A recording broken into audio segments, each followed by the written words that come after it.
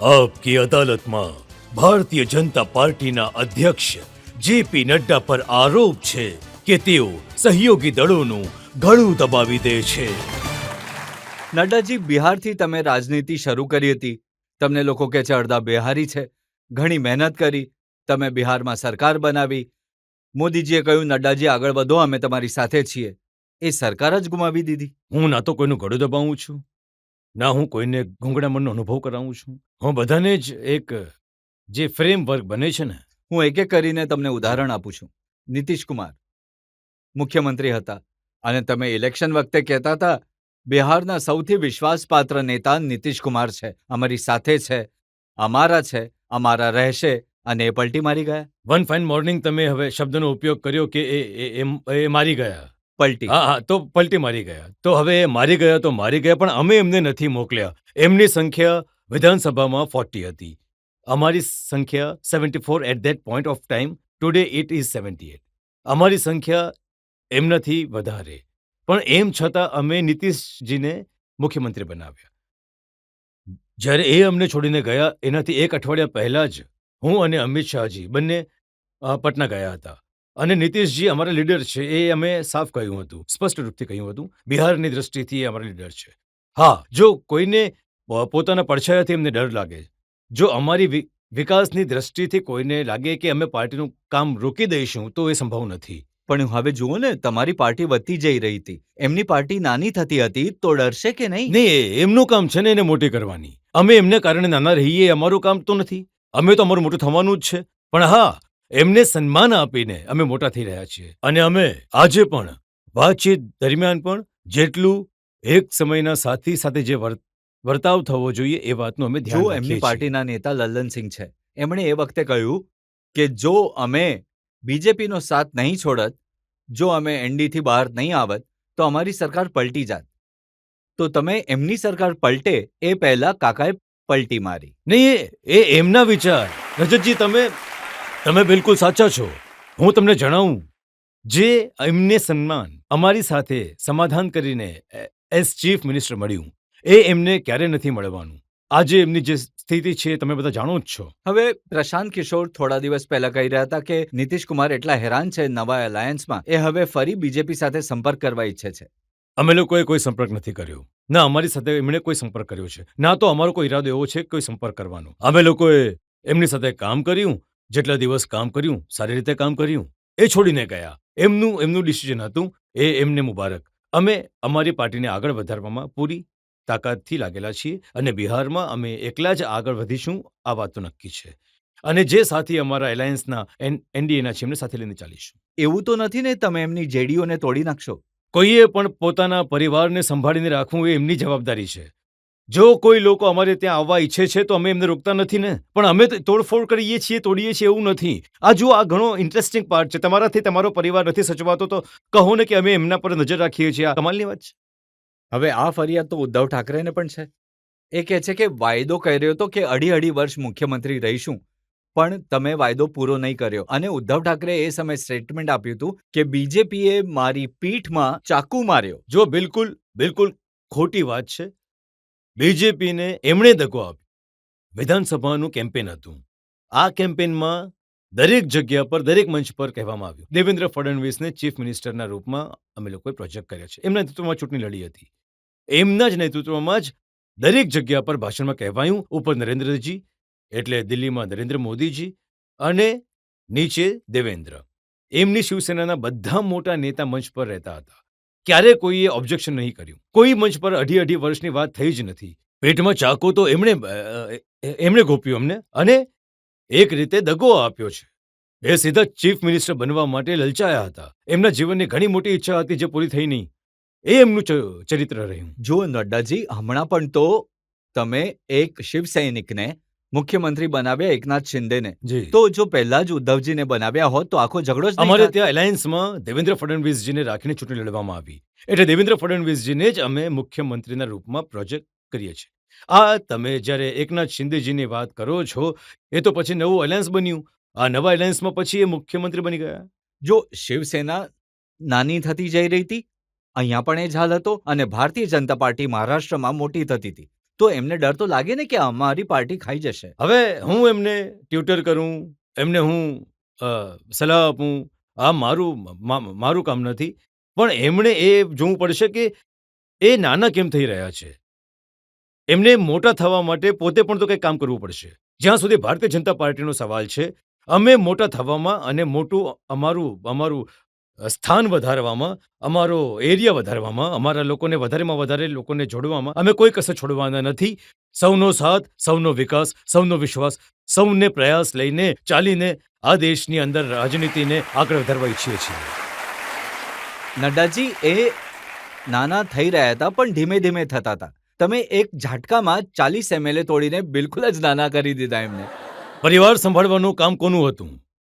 અમે થોડું નાનો કર્યો. એ અમારી સાથે આવીને સરકાર બનાવવા માટે ઈચ્છુક હતા. સારી રીતે કામ કરી રહ્યા હતા. મહારાષ્ટ્ર પાછું ટ્રેક પર આવી રહ્યું છે, વિકાસની ગતિમાં આવી રહ્યું છે. કરપ્શન ફ્રી ગવર્નમેન્ટ બનીને લોકોમાં સેવાની જોતરાયેલી છે. સારા કામ માટે અમે સમજૂતી કરી છે. તમારે જોવાનું હતું તમારા કુટુંબને. તમને ખબર જ નથી પડતી કે તમે શું કરી રહ્યા છો. તમે જો તમારા મંત્રીઓથી નથી મળતા, તમે તમારા મંત્રીઓને કલાકો બેસાડી રાખો, તમે તમારા સાથીઓ સાથે વાતચીત નહીં કરો. જુઓ, એ તો કહે છે કે શિંદેજીની સાથે તો 7-8 MLA જ હતા. બાકી બધા MLAs દેવેન્દ્ર ફડણવીસે પૈસા આપીને, એ ખોખા કહે છે, ખોખા આપીને ખરીદ્યા. હવે તમે કોઈને આરોપિત કરી દો, તમારી સાથે હું ઊભો નથી એટલે હું ભ્રષ્ટાચારી થઈ ગયો, એવું તો નથી હોતું ને ક્યારે. ના, પણ ફડણવીસના જે વાઇફ છે અમૃતાજી, એમણે કહ્યું હતું કે દેવેન્દ્ર ફડણવીસ કાળો કોટ પહેરીને શેરલોક હોમ્સની જેમ ચશ્મા લગાડીને રાતના અંધારામાં MLAsને મળવા જતા હતા. નહીં, હવે જુઓ, સમજૂતીના પહેલા અમુક વાતો ખાનગી રાખવામાં આવે છે. એટલે ખાનગી રીતે મળવું રહેવું એ તો પણ આ કાળા ચશ્મા પહેરીને એ કેવું, અમે ડિસ્ક્રિપ્શન તો નથી સાંભળ્યું. અને મુંબઈમાં એની કોઈ જરૂર નથી. અમે કશે પણ કોઈ પણ સેન્ટ્રલ પ્લેસ પર અમે કશે પણ બેસી શકીએ છીએ અને મુલાકાત પણ કરીએ. એક રહસ્ય છે જે આજે તમારે કહેવો જ પડશે. દેવેન્દ્ર ફડણવીસે મોટો રોલ પ્લે કર્યો એકનાથ શિંદેને બીજેપીની સાથે લાવવા માટે. તો ઘોડી ફડણવીસે શણગારી ને તમે વરરાજા શિંદેજીને બનાવ્યા. જુઓ, દેવેન્દ્ર ફડણવીસે ઘોડી પોતાને માટે સજાવી ન હતી. કેમ કે જે રીતનું વાતાવરણ હતું અને જે આગળ સરકાર બનવાની હતી, એમાં એકનાથ શિંદેજીને જ મુખ્યમંત્રી બનાવવાના હતા, એવું નક્કી હતું. તો એટલે એમને મુખ્યમંત્રી બનાવ્યા. પણ તમે એ તો કહો કે એમને ડેપ્યુટી ચીફ મિનિસ્ટર બનવા માટે કેમ ફોર્સ કર્યો? તમારો જ ફોન ગયો તો, એ તો પ્રેસ કોન્ફરન્સ કરી રહ્યા હતા. જી, એમણે એવું નહોતું બનાવ્યું ડેપ્યુટી ચીફ મિનિસ્ટર બનવાનું, પણ અમને એવું લાગ્યું કે એક અનુભવી વ્યક્તિ જે મહારાષ્ટ્રને સારી રીતે સમજે છે, જેણે મહારાષ્ટ્રના ગવર્નન્સની બધી વસ્તુઓને સમજી છે, એ આ મંત્રીમંડળમાં રહેશે તો સારું રહેશે. અને પછી એમના સ્ટેટસ અનુસાર હવે ચીફ મિનિસ્ટર તો એકનાથ શિંદેને જ બનાવ્યા હતા. તો આ ડેપ્યુટી ચીફ મિનિસ્ટરના રૂપમાં કામ કરે. અને સાચે કોઈ પણ રીતે હું દેવેન્દ્ર ફડણવીસના વખાણ કરીશ, હું એમને અભિનંદન પણ આપીશ કે એક કાર્યકર્તા તરીકે જે મેં એમણે કહ્યું, એમણે કોઈ પણ લાગ લપેટે, વગર કોઈ પણ શરતે, વગર કોઈ પણ આમ કરીએ કે તેમ કરીએ, તમારો આદેશ છે, હું એને ફોલો કરીશ. અને એમણે ડેપ્યુટી ચીફ મિનિસ્ટરની પોસ્ટને સ્વીકારી. તો હવે કોઈ રસ્તો છે ઉદ્ધવ ઠાકરે સાથે સમાધાન થવાનો? શિવસેનાના બંને ભાગ ભેગા થઈ જાય, પછી બીજેપી સાથે મને લડે? નથી લાગતું આવી રીતની કોઈ પણ કોઈ સ્થિતિ આવશે. કેમ કે જે રીતનો વ્યવહાર, વાતાવરણ બન્યું છે અને અમારે આગળ વધવું છે, તો હવે આગળ વધવા માટે અમે સમજૂતી તરફ જોઈએ એવી કોઈ જરૂર નથી. અમે આગળ જ જઈશું અને આમની સાથે અમારી સારી સમજૂતી છે. આ જ સમજૂતીને લઈને અમે આગળ ચાલીશું. પંજાબમાં તમે ઘણા સમાધાન કરીને પણ આગળ નહીં વધી શક્યા. હવે અમે વધીશું. જો 73 સીટો લડી અને 2 જીત્યા. આના પહેલાવાળી જે વિધાનસભાની ચૂંટણી હતી, બધા લોકો કહેતા હતા કે અકાલી દળને છોડો, અકાલી દળની સ્થિતિ સારી નથી, હવે તમે એકલા ચૂંટણી લડો. અમે લોકોએ એનડીએનો ધર્મ નિભાવતા પ્રધાનમંત્રીજી મોદીજીએ કહ્યું, નહીં, અકાલી દળ is one of the oldest partner. Prakashsinh Badal is the oldest partner. અને એમનું માન રાખીને અમે એમને નહીં છોડીશું. ચૂંટણીમાં અમારું નુકસાન થઈ જાય, અમે નુકસાન સહેવા તૈયાર છીએ, પણ અમે એમને છોડીશું નહીં. એમની સાથે ચૂંટણી લડીશું. નુકસાન થયું, અમે વિપક્ષમાં બેસી ગયા. વાત અહીંયા જ અટકી નથી. હવે જુઓ, અમારું અલાયન્સ હતું, એ અમારા પાર્ટનર હતા. કૃષિ કાયદાને લઈને હરસિમરતજી કૌરજી જે મંત્રી રહ્યા છે, એ કેબિનેટના પાર્ટ અને પાર્સલ હતા જ્યારે કૃષિ કાયદો પાસ થયો હતો. એમણે એમાં પોતાનો ફાળો આપ્યો છે. એ કૃષિ કાયદો પાસ થયો.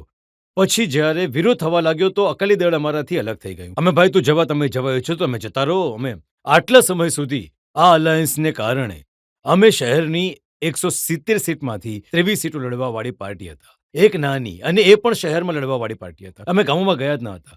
આજે જ્યારે અમે એમના અલાયન્સથી બહાર નીકળ્યા છે ભારતીય જનતા પાર્ટી પહેલી વાર અમને 73 સીટો પર જવાની તક મળી. આવનાર સમયમાં પંજાબમાં ભારતીય જનતા પાર્ટી જ ઓલ્ટરનેટિવ બની રહેશે અને બનશે અને આગલી સરકાર ભારતીય જનતા પાર્ટી બનાવશે.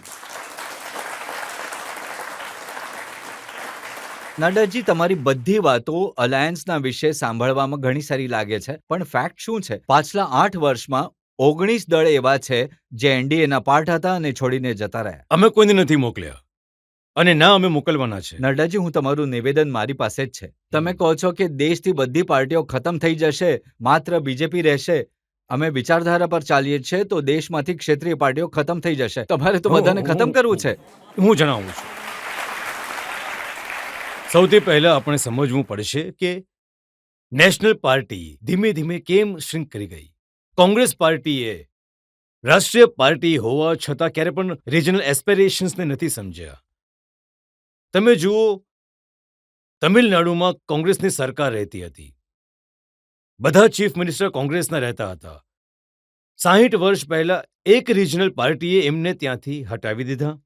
60 years have been passed and they are not able to regain that state. આંધ્રપ્રદેશમાં કોંગ્રેસ પાર્ટીની સરકાર રહેતી. આંધ્રપ્રદેશનું તમે વિભાજન કર્યું, ના આંધ્રમાં રહ્યા ના તેલંગાણામાં રહ્યા. બંને જગ્યાએથી તમે જતા રહ્યા. કોણ આવી ગયું? એક જગ્યા પર વાયએસઆરની પાર્ટી આંધ્રપ્રદેશમાં આવી ગઈ. તમિલનાડુમાં એઆઈડીએમકે ડીએમકે આવી ગયા. તેલંગાણામાં કેસીઆરની પાર્ટી આવી ગઈ. કેશવ ચંદ્રશેખર રાવની પાર્ટી આવી ગઈ. તેલંગાણા રાજ્ય સમિતિ આવી ગઈ. આજકાલ ભારતીય રાજ્ય સમિતિ બની ગઈ છે. વેસ્ટ બેંગાલમાં કોણ આવી ગયું? તો વેસ્ટ બેંગાલમાં મમતા બેનર્જી આવી ગઈ. તૃણમૂલ કોંગ્રેસ આવી ગઈ.